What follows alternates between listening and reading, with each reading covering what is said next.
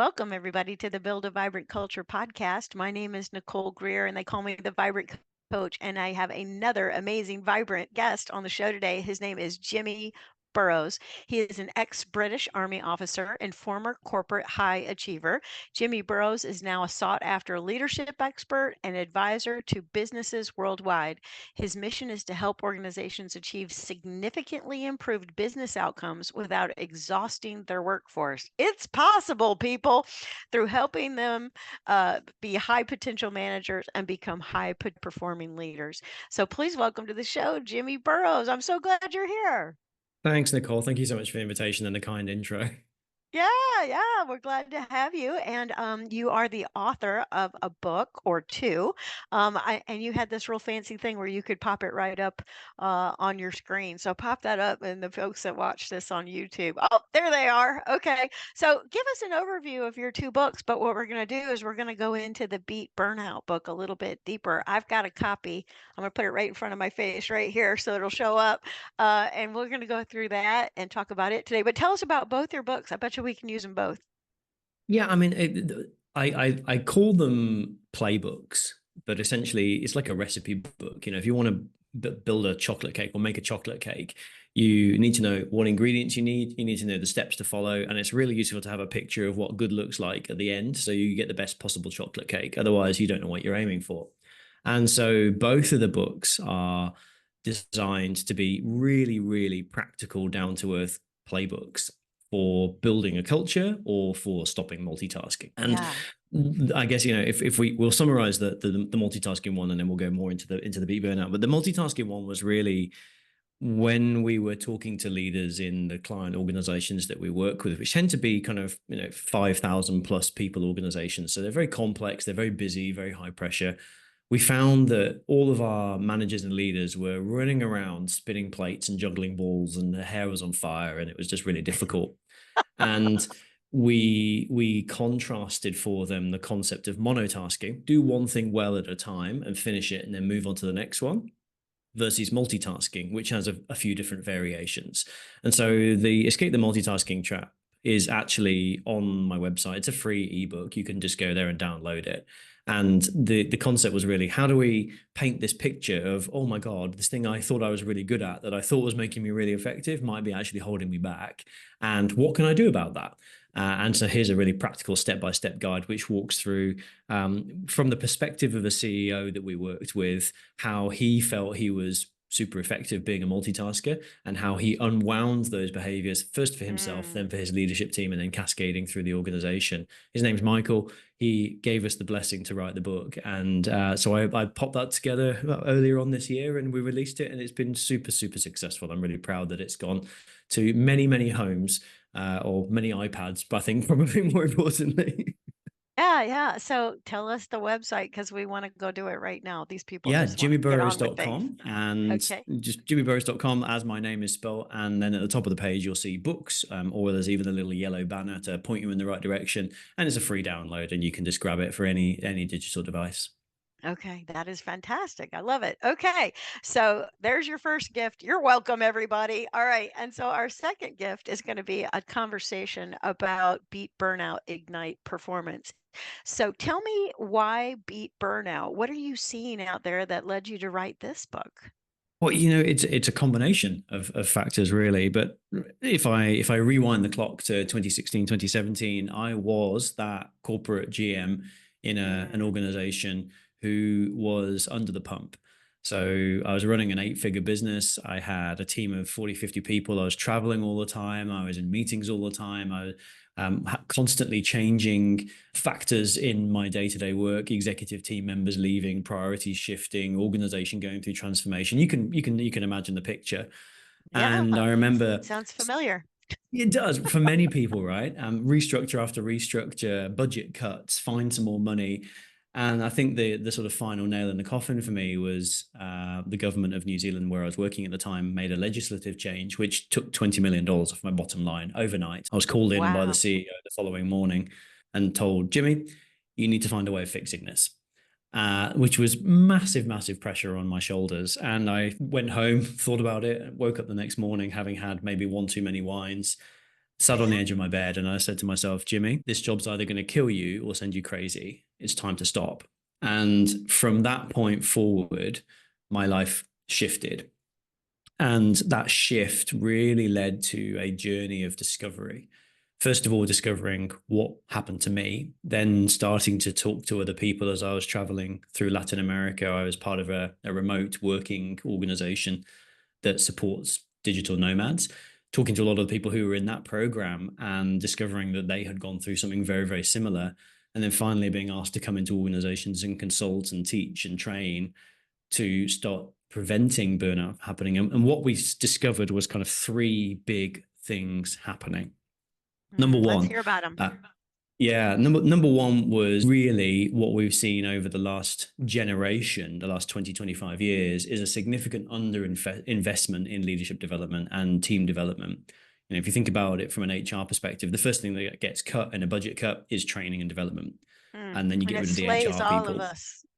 We hate Yeah, it. and get rid of HR, get rid of marketing, get rid of all the sort of fluffy stuff, and just focus on making money. So people get pushed harder, KPIs go up, revenue targets go up, and so on and so on. And we don't have skilled enough leaders to be able to bridge that gap really effectively. Secondly, all the easy stuff has been done in the last 25 years. And what do I mean by that? We've had Six Sigma, we've had Lean, we've had operational improvement, we've had theory of constraints, we've had Agile, and nearly all of those things are focused on fixing processes and technology. So all of the easy wins have been had. And I don't necessarily mean easy to do, but easy to gain, versus the gains with people are a lot more complex, and people tend to be more volatile and more unpredictable. So doing large scale behavioral cultural change is way more difficult than putting in a new IT system or sacking a load of people to save some money, which is what we've seen. And then we've seen these layers of management be stripped out by those processes that mean now that you've got people in very senior roles leading organizations who haven't necessarily had the support and training and resources from their bosses when they were coming up. We've had the gaps between roles expand massively, and all of because the layers of management have been stripped out. And all of these things have contributed to a really overstretched workforce. Now, people think it's based on COVID, or COVID caused all this burnout thing. If you look at the engagement statistics from people like Gallup, in the run into COVID, so we're thinking late 2019, early 2020, disengagement or unengaged people. So these people who were just turning up to work, earning their money and going home, not really putting in any effort, and those people who were consciously disliking their organization and consciously not working to their best ability, was sitting around the 70% mark. Since COVID, it's sitting around 74%. So I don't believe this 4% is the critical tipping point. What I actually think is that the phrase we use is it's only when the tide goes out that people swimming naked get found out. It's that there are all of these systemic issues bubbling away in the background, but COVID really exposed them. You know, it's like when you put people who've got marriage problems in a concentration camp, the cracks are going to show. Well, the cracks are showing now in organizations for overstretched managers who are trying to achieve too much. They've had this added layer of hybrid work or remote work, stretching them a little bit more. And all of a sudden, we've got this burnout scourge. So that was what I kind of discovered as I was traveling the world and listening and learning from the people around me. That seems to be a consistent pattern in a lot of organizations. Yeah. So you say a high performance culture is a team sport, and I'm reading directly out of Beat Burnout, the book by Jimmy Burrows, who is on the Build a Vibrant Culture podcast. He says a high performance culture is a team sport, not an individual endeavor. I underlined that and highlighted it because I want the leaders that are listening, the HR people that are listening, to understand that you're not going to do this alone. This is not a single leadership activity. So, talk a little bit about it being a team sport. Yeah, you know, I think there's many ways of looking at how you lead. We use a metaphor, which is a water tower. And if you were to stand by a water tower and look down from a satellite, every time you went round the steps on the outside and got to the next layer up, you'd still be geographically in the same place according to the satellite.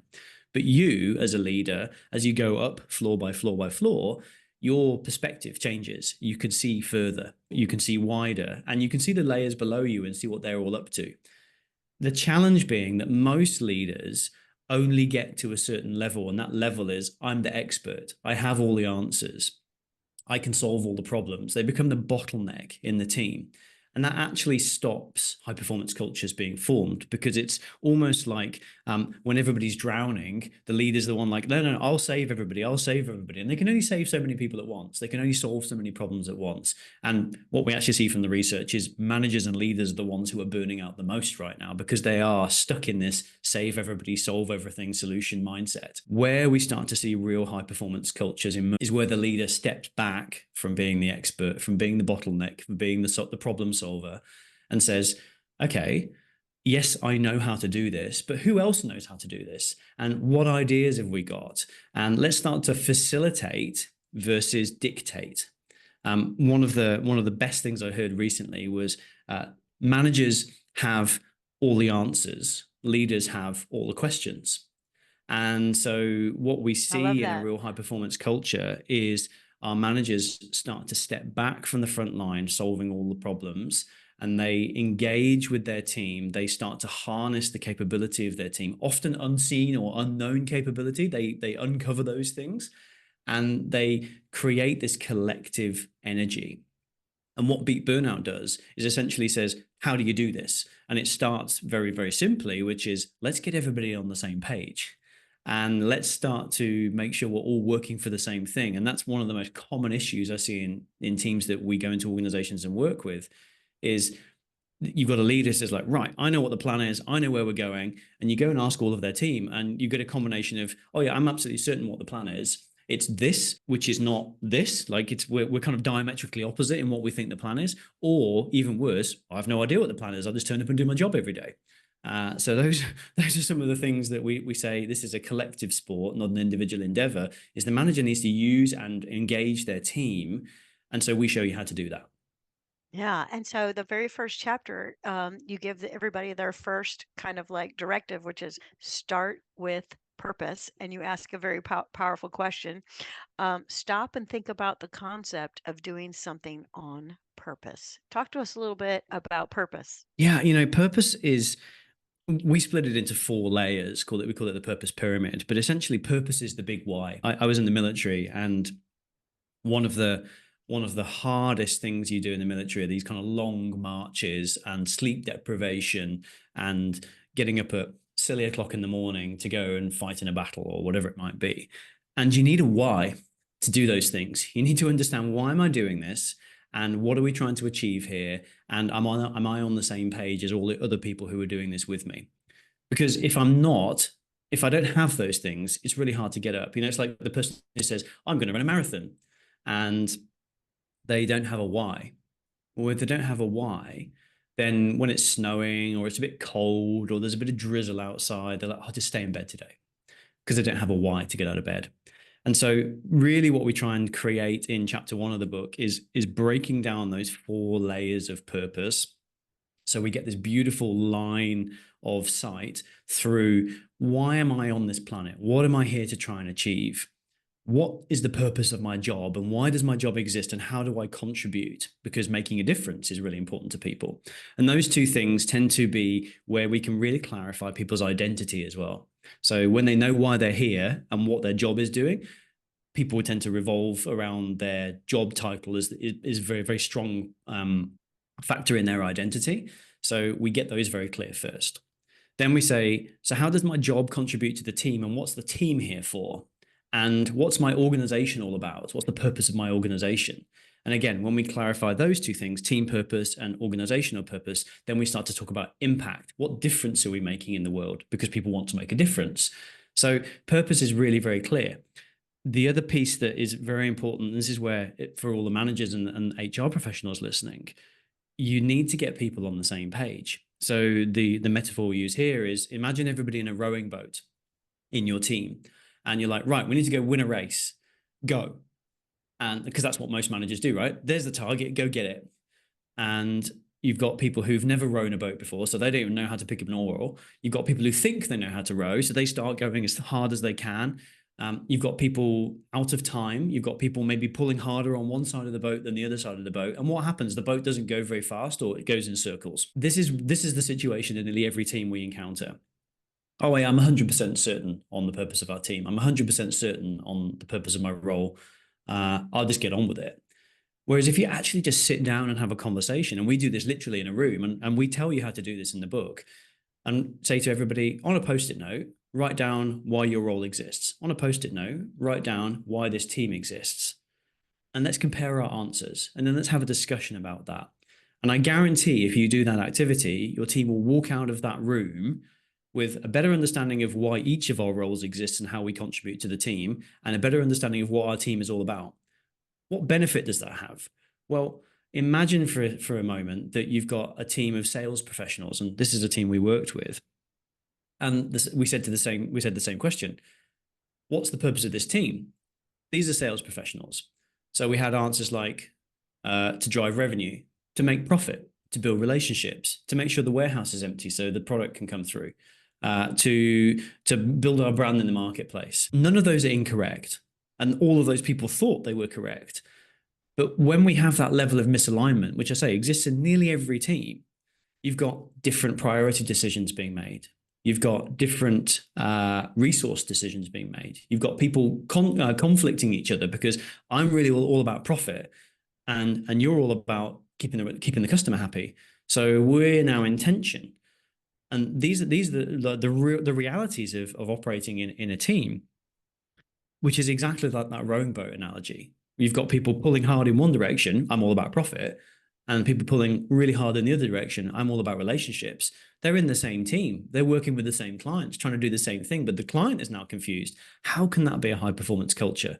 So building purpose is all about, let's get everybody on the same page, let's get everybody aligned, and let's make sure that we're all going for the same thing. Yeah. Okay. So the purpose pyramid, I'm going to repeat back what I heard you say, but you correct me if I get it wrong.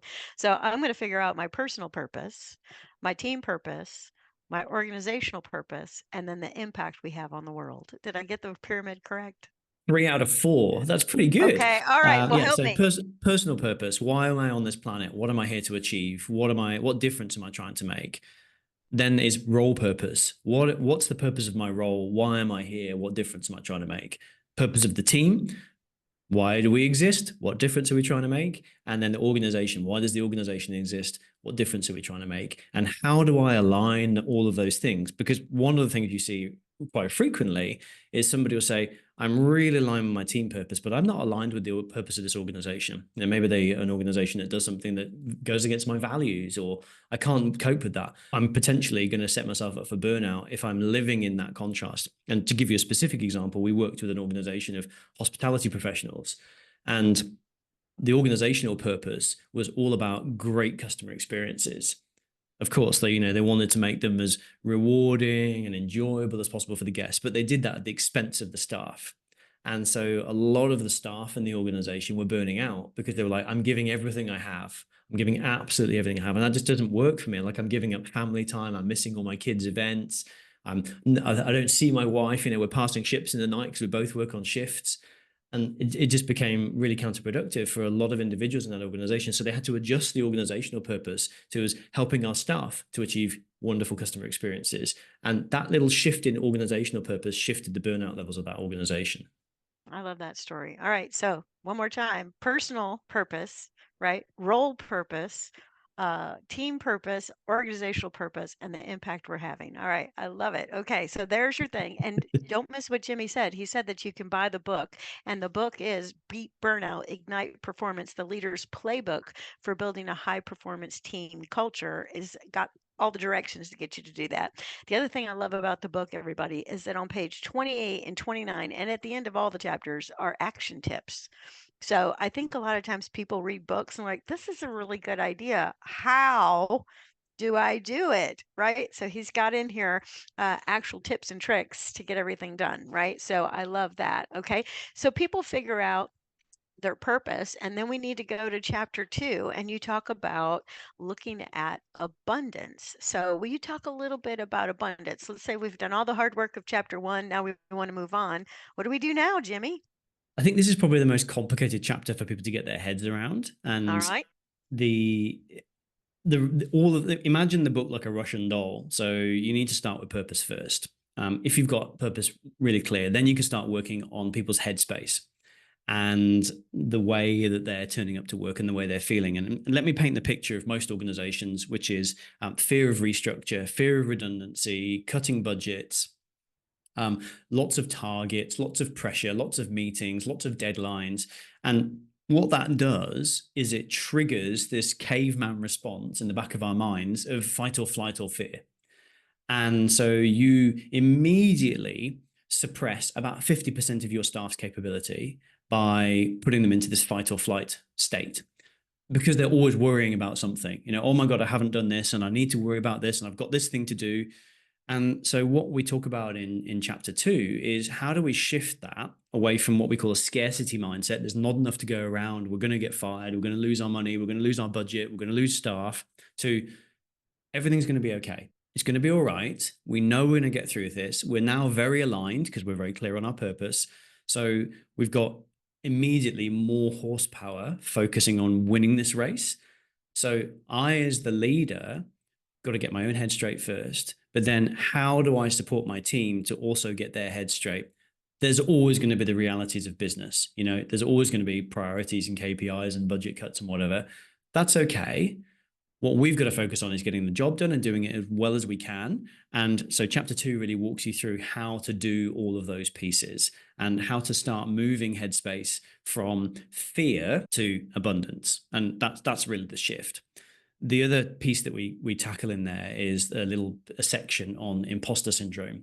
And this is something that affects a lot of managers, and a lot of people in your team will also be affected by this.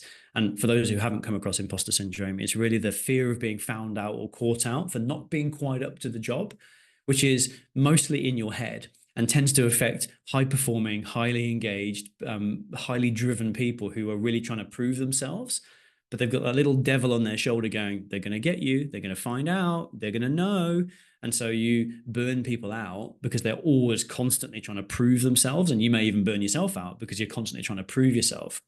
So also in chapter 2, it talks about how do you just dial that down a little bit? Because if people are spending all of their energy and time overworking and trying to prove themselves, are they actually putting their best effort into the job, or they've got part of the horsepower going somewhere else? Yeah, and I want to tell you, I do tons of coaching, and this imposter syndrome has really taken hold in people.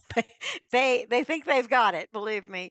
And so you've got some action tips on that. This is on page 71 in the book, and you say start by understanding the real reasons for your success.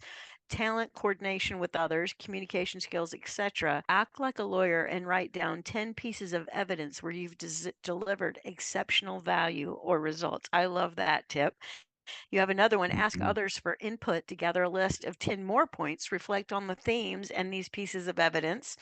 And then you say, shift your thinking away from worrying about personal failure and towards focusing your energy on helping others around you to feel trusted, supported, and be more abundant. So there's also, more tips in here, everybody, about how to kind of overcome the imposter syndrome. And so if that's been something that's been in your mind, that maybe you have this or that you need to battle this, Jimmy Burrows, the author of Beat Burnout, Ignite Performance, the Leader's Playbook for Building a High Performance Team Culture, can help you. All right, so that's chapter 2. So we have really looked at our purpose. We have stopped and we have thought about shifting from a scarcity mindset to an abundance mindset. And now we're in chapter 3 and we want to do a ton of connection. So I think I have an idea of what this is about, and I'd like you to share. What do you mean by connection?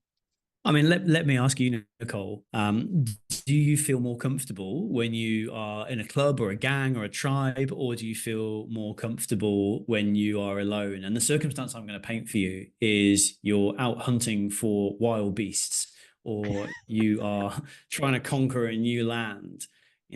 Where would you feel more comfortable? Surrounded by a group of people who you know have got your back, or with a group of strangers, or alone? Which would you be your preference, A, B, or Oh, C? I'd like to have all my besties with me. I'd like to have my Right. family with me. Yeah. And it sounds like a flippant example, but the reality is, again, our little caveman brains, which are now 2,000 years down the track of corporate development, but essentially are basically caveman brains, love to be part of a gang or a tribe. We're hardwired to be tribal. We're hardwired to seek safety in the comfort of others. in the company of others. Sorry.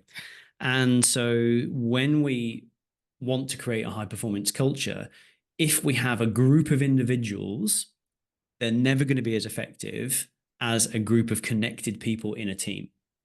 And so chapter 3 really talks about 3 core areas, and each of the chapters is kind of broken down into sections. The first one is let's connect with people first. So how do I find the commonalities, the threads that string our people together? Hopefully, we're going to have uncovered some great stuff in our purpose session. Hopefully, we're going to have uncovered some wonderful information about maybe the things we're worried about in our abundance sessions. And so we're going to start to have a really good picture and start to know our people a lot better. But we want them to start connecting and talking and dealing with each other really effectively. This also applies to how do we onboard people really effectively. And I've done a lot of work with organizations in their onboarding strategies, which tend to be really overblown HR strategies that last about a year. And then because they're so resource intensive and there's another restructure, just die. So we've gone down the track of, well, how do we make onboarding really impactful with one-page guides? Very simple stuff that you can go, here's a manager, here's why you need to do it, here's what to do, and here's how to do it well. This is about onboarding people into your tribe, making them feel welcome, making them understand and get aligned with the team, helping them understand where their career might go, and really bringing them to become part of your little tribe so they can fight alongside you. The next piece is let's get everybody connected with the plan. Again, you go into many organizations and you say to a member of the team, what's the strategy for this team, or what are you going for this quarter, or what's the priority this week? And they don't know. They're just turning up and doing their job, and they're doing it as well as they can, but they're not connected with the plan. How can you go for purpose, that big why, if you don't know what the plan is? How can you push through adversity when it gets a little bit hard if you don't know what the plan is? And how can you make good calls and good decisions if you don't know what the plan is? So you need to get everybody connected with the plan. And then the final piece is connecting people with development. So this is really in a high performance culture. If we think about Dan Pink's research, purpose, autonomy, and mastery, this is really helping people to grow and learn through your team. So one of 2 outcomes happens. Number 1, the best outcome for you is that they get better at doing their job because they've got new skills, new capabilities, they're smarter, they can solve more problems. That's wonderful if you have people who are developing and growing in your team. Number 2 is they develop and grow so much that somebody else headhunts them, and you suddenly start to emerge as a bit of a talent farmer. You're the fertilization ground for incredible people. That reflects really, really well on you as a leader, as a manager in the organization, far more than if you keep those people to yourself. Because what tends to happen is those great people go off and they'll either move into somewhere else in your organization. Say, I work with larger organizations, so there's lots of internal promotion opportunities. But that culture that you've created starts to permeate through the organization because you've created great people and you've shown them great examples. So really important to connect people, first of all, with the team, then connect them with the plan, and then connect them with development so they start to learn and grow through your business. I love all 3 of those things, and I couldn't agree more. You've got to connect the people. He's got action tips again. Let me give you a couple of those people. It's like, how do I do that exactly? So one of the examples he gives is dedicate the first 2 to 5 minutes of any and every meeting to human connection. Don't just jump right into business, right? The best leaders are all about people. So before you get down to business, get to know the people first. He also talks about creating specific moments to connect with your team members one-on-one and discuss where they feel they need to boost their network or what they need to learn and develop. And then thirdly, he says, be like a bridge for brokering relationships with others and let those relationships thrive around you. Connect your team with someone in your network to help them learn and grow. And there's at least 5 more action tips. That's on page 82 in his I book. think we tried to put like 20 into each section or something. I think there was a target for that, and I'm not sure I achieved it for everyone, but we nearly got there, I think. I think a lot of times, these business books that we read, they're full of great ideas, but I really need a granular how to actually pull this off. And so I think that's one of the beautiful things about Jimmy's book. All right, so let's go to the final chapter, or to chapter 4, excuse me, which is exploration. Okay, so kind of regroup for us. We've done purpose, we've done abundance, we've done connection, and now we're going to exploration. Will you explain to us what you mean by that? Yeah, absolutely. So we know why we're here. We know what we're trying to achieve. We're in a good headspace now. We're starting to think and operate as a team. But if you want to be a truly high performing culture, you can't keep doing what you've always done. It doesn't work. The world is changing. You know, we live in this extremely VUCA context, volatile, uncertain, complex, and ambiguous context, which means that doing the way we've always done it is not necessarily the best way to get it done. So what we encourage in this chapter is start to explore new ideas, new ways. And if you've got a group of people in your team now who are starting to think and talk and work together, ideas start to come bubbling up. And so we really want to be more curious. One of the biggest transitions I often coach leaders to do is move from being critical, or that won't work because, or why did you do that, to being curious. What led you to think about that? Or I wonder if we might achieve this, or how might we? And how might we is one of our favorite phrases to start using when you start to be more curious. How might we boost productivity 10%? How might we increase our profits 20%? How might we stop our customers leaving? And just facilitate the conversation around the table. Be curious. Now, there's a fine line here. You can't be curious about everything. And we talk in the first section of the book, of the chapter, about the curiosity curve. And it kind of paints 4 different personas of leaders. The first one is they need to be absolutely certain before they do anything different. Like 100%, we need all the data, we need all the analysis, Yeah, and good luck. so on. Real rigor. And we're not going to make a decision to do anything different until we've got that. Well, good luck, as you say. Unfortunately, in the world that we live in now, it's going to take too long and you're going to miss the boat. So Yep. we want to move away from that. That's the doing it the way we've always done it until the ocean parts and Right. we see the fire on the hill that we have to go. The next one is probably where most leaders sit, which is the cautious leader. They're the ones that will go, we'll just dip a toe in the water, but we're not really going to commit to this. Or, you go off and do that and we'll keep doing this. Works to a point. But the reality is, unless you go boots and all, burn the boats with a discrete piece of exploration, then you're probably not going to get the maximum outcome. What do I mean by that? If you're overly cautious, then you're probably not going to commit the resource. You might not commit your best people. You might not put the rigor into the change. And so it's going to be what we call a bit of a half-assed effort, and it's probably going to fall over. So the sweet spot is where we get curious and we say, do you know what?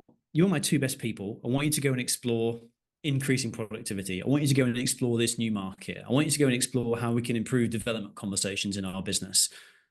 Go do what you need to do. Come back to me in a week's time with some ideas and let's make this happen. And back your people and give them the freedom to do great work.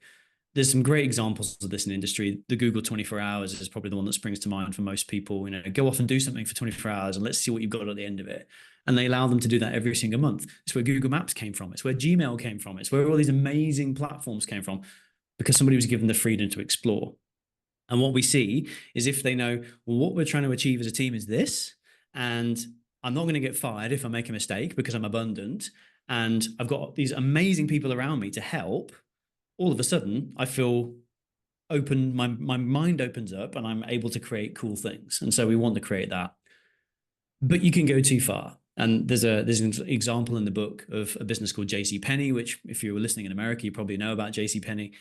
Of course. The challenge they had was they went into the chaos zone, which is they tried to explore everything all at the same time, all at once. And that's too much. Your team can only cope with so much exploration. So, as I say, discrete, high impact examples are far better to explore than let's change our branding and let's change our office floor plan and let's get new values and let's roll out development planning and or let's do a new profitability matrix. Oh, and let's change the website as well. That's too many things going on at once, and you'll burn people out by doing too much. So that sweet spot on the curiosity curve is be curious, not critical. The next place is encouraging people to learn and grow. Again, purpose, autonomy, mastery. You want to be making sure that you're having conversations with your people that encourages them to grow. This means you need to up your coaching skills. It means you need to improve your own ability as a leader. You need to grow as a leader to be able to lead better. And this is where a lot of people join our leadership programs, because they say, oh, I've read that bit of the book and I need something. Can I get some help? And then the final piece is really understanding your own style, I guess, as a leader, around the idea of overwork. So we're starting to talk about, are we exploring too much? Are we doing too much? Have we got too much on our plates? Or are we creating those environments for the people that work with and for us? Because that's a really dangerous space to be, is it start to explore self-discovery, self-awareness, and really look at your own leadership style. So this is going back to that water tower analogy, working out where you are and working out how to get to the next level, which is beyond the expert bottleneck problem solver, and start to move into more of a facilitatory role. But you need to know where you're starting from. Fantastic. All right. Well, here's some action tips to navigate this part of exploration. So I love the curve. I think that's great. And everybody loves a good visual, right? And so plot where you sit on the curiosity curve and maybe take into account your team. The next thing he says, here's an action tip: reflect on the advantages and disadvantages of the position you're in. And then think about this powerful question: what if nothing changes in the next space of time? What's going to happen to us, right? So I think that he's got wonderful action tips in each one of these. And I love this idea of exploration, but doing it with the right amount, right? Not putting your people into burnout. So that's fantastic. All right. And so listen to what chapter 5 is called: downtime. You get downtime, people. This is how you beat burnout. So talk a lot about beating burnout with downtime. And there's a reason this is the last chapter. Yeah. Because you can't yoga your way out of burnout. You can't Oh, now vacation your wait a way minute. out of burnout. Wait a minute, Jimmy. I'm a big yoga person. It does a lot of good. I just got certified. That's the only reason I'm stopping you. I just So got certified in my yoga. It will help people. That's what you do in your downtime. Okay, that's enough, Jimmy. I just want to make sure you knew that yoga was so important. so I don't disagree. The reality is, most organizations that have a very high pressure culture believe that getting some yoga lessons at lunchtime, putting some pizzas on every now and again, maybe morning teas, that's going to solve things. And No. the analogy we use is, if you were standing outside in a thunderstorm and you go inside and you dry off and you put some fresh clothes on, and then you go back outside and it's still raining, you're going to get wet. And that's the equivalent of what most organizations do when they're trying to cope with people who are struggling, people who are burning out. It's like, hey, we'll sign you off for 2 weeks. Or I'll go on vacation and I'll recover. Or I'll just take, or maybe if I just sleep all weekend, or if I just drink a bottle of red wine, that'll solve things. It'll calm my brain down. And the reality is, those things don't work. That's the equivalent of going in, drying off, and coming straight back into the same rainstorm. Because unless you've solved purpose, abundance, connection, and exploration in your team, people are just going to get wet again, and they're going to keep burning out. So what we need to do is think of a different way of doing it. And there's lots of pieces of advice on the internet. Make sure you close your laptop at 5 o'clock, or try and make sure you put time in for the gym. I don't know about you, but I remember when I was a busy GM, and there was no way that I was closing my laptop at 5 o'clock. And if I did, it was only to beat the rush hour traffic and then turn it back on again at 6 o'clock when I got home. So we've got to come up with some stuff that's smart. And so really what we did was try to help people understand what actually works. And so we used a couple of ideas here. First one is what we call preparation to perform. Now, I don't know if you know who Eliot Kipchoge is. He was the guy who ran the sub 2 hour marathon. I think he was the first person to run a sub 2 hour marathon. So he's like a super athlete. And what most of our leaders are doing is they're trying to run a sub 2 hour marathon every single day, all day. But the guy who did it doesn't do that. He runs a race, and then he takes some recovery time, and then he spends time with his family, and then he goes and sees his dietitian.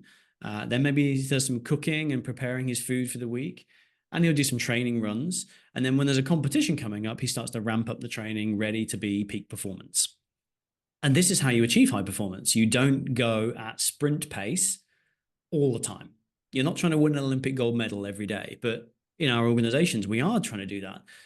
So let's be realistic. You can't afford to just take a day off because there's stuff to be done. You can't just close your laptop at five because there's stuff to be done.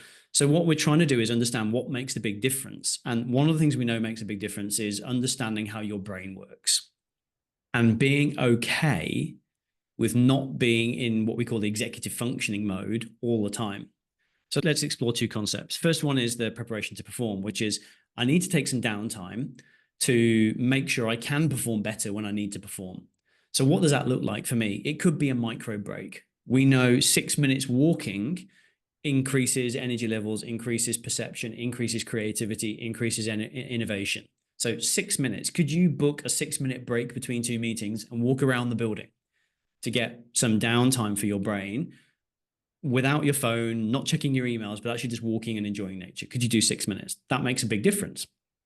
We know every 40 minutes after you've worked 6 hours, your performance drops about 10%. So after 6 hours, can you build in a break for yourself? What does that look like? Is it a commute? Is it changing state, moving from the office to a cafe, for example? Just changing your state can really help. And can you find a way of stopping work for a period of time? Now, this is probably the most important one. In your brain, there's like 2 TV channels. I won't go into the complex science of it, but imagine there's a TV channel that's called your executive functioning TV channel, and there's a TV channel that's called your downtime channel. And you can only watch one channel at once. We haven't got a fancy TV in our heads. There's no picture in picture or dual screens. It's just one channel or the other channel. It's like the old days in the 80s. The interesting thing in your brain is when you're watching the executive function channel, all of the downtime benefits are turned off because you're not watching that channel. There's no access to it. When you are watching the downtime channel, all of the executive functioning benefits keep going behind the scenes, and you start to do amazing things like join the dots, solve problems, have ideas, be creative. So you're preparing to perform even more effectively by taking downtime. Now, what does that look like in reality? Nicole, question for you. Have you ever had like a genius moment while you're doing some cooking or while you're in the shower or while you're out walking the dog or whatever it might be? Absolutely. Yeah. So that's when we've switched into our downtime channel. And that downtime channel is absolutely magic. And we don't use it enough because we're addicted to our devices. We're addicted to checking emails. And if we're not checking emails, we're checking Instagram or TikTok. And if we're not doing that, then we're in a meeting or on a phone call. And if we're not doing that, we're dealing with the kids or the wife or the husband or whatever it might be. We never get downtime. So you as a leader, and this comes down to choices now, you have to find a way to choose downtime. And probably the biggest single piece of research that we've discovered that's emerged since we wrote the book was that nearly all the people who are burning out are actually choosing to burn out. They're choosing to keep working a little bit longer. They're choosing to give up their weekends. They're choosing to not see their friends, not do their hobbies, grab a takeaway versus cooking at home.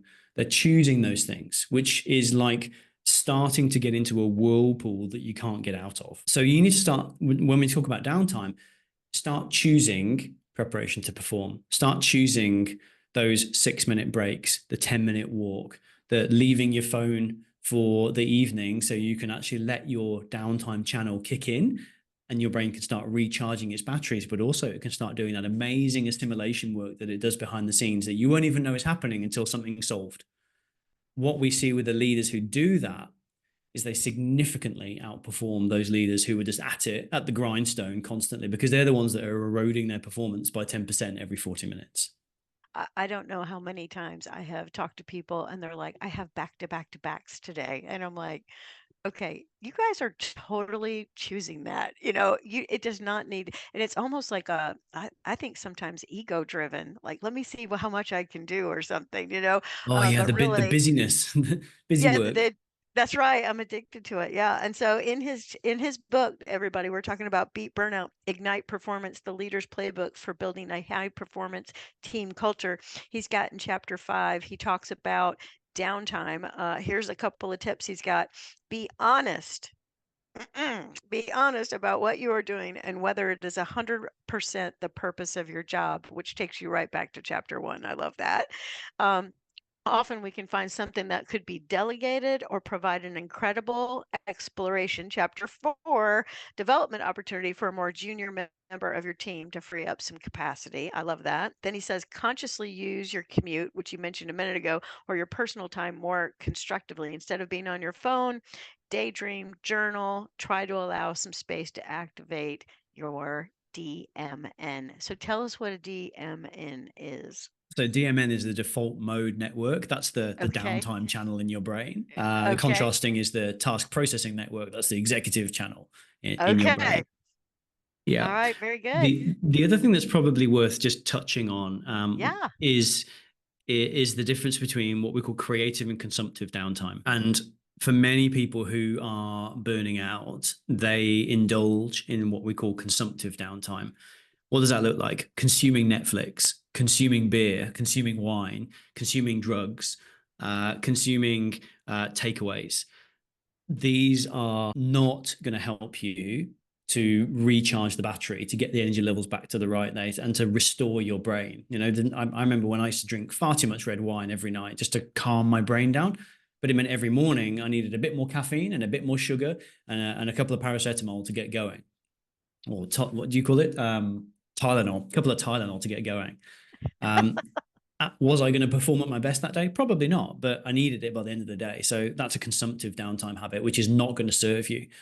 What we find is creative habits are really restorative. So this could be creating art, doing some cross stitch, cooking is a really great creative habit. So actually Gardening, gardening, painting, dancing, and yoga. anything that involves you kind of making something, unless you're a person who makes something for a living, it uses a very, very different part of your brain versus the executive functioning channel that most people who are our kind of clients tend to be in. And so that creative habit switches you into your downtime channel, which allows the executive functioning channel to keep working effectively. I love it. I love it. Well, we have gone through the entire book, but there's more details. So you're going to have to go out and get the book. I'm going to put it right in front of my face. Beat Burnout, Ignite Performance, the Leader's Playbook for Building a High Performance Team Culture by Jimmy Burrows. It is fantastic. He's popped it up on the screen if you're watching on YouTube. And don't forget, you can go to his website, jimmyburrows.com, and you can get the Escape the Multitasking Trap, which, obviously these two books go together like peanut butter and jelly. So you got to stop multitasking, and you gotta go through the Beat Burnout book, take action steps all along the way that he provides for you. So not only is it a book about what to do, it is how to do it, which I think is so fantastic. I so appreciate you being on the Build a Vibrant Culture podcast. Will you tell everybody where you are out there on social media so that we can find you? Absolutely. Yeah. So I thought where I was in the world, then I was thinking, oh, that's a nice question. So You can also tell us, I heard you say you're in Mexico. Is that where you yeah, are we live today? in Los Cabos in Mexico, which is the home Yeah. of many American vacations. So the best places to find me, jimmyburrows.com on the internet. You can also find me. I'm a very active LinkedIn user, and I'm also on Instagram, but not so active there. So really, the web and LinkedIn are the two best places. One other thing I'd love to offer up to your listeners, Nicole, Please. is if you go to my website and you go to the Beat Burnout page, we actually have a little tiny survey, which is basically what's your biggest challenge right now. And when you click on the survey and answer the question, we'll send you a free action tips sheet, just so you can see kind of what is it all about, and does this work for me? So those are available for free. You can just go to the website, go to the Beat Burnout page, and it will be available for you there. Oh, that's fantastic. All right. You guys are way richer than when you started listening to this podcast. Thank you so much, Jimmy, for investing in our listeners. We're so grateful. Everybody go to jimmyburrows.com. And until the next time, let's build a vibrant culture. Thanks, Jimmy. Thank you so much.